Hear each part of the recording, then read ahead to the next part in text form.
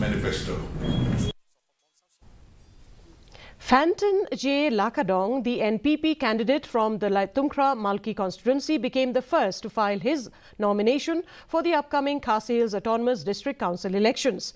Accompanied by his wife, Ampreen Lingdo, MLA of East Shillong, Lakadong filed his papers at ISBT Maulai Moyong. Speaking to reporters, Lakadong expressed confidence in the present NPP-led executive committee's achievements, while affirming that the NPP will form the new executive committee after the elections. He also vowed to push for making Khadc a compulsory subject in the primary schools if re-elected.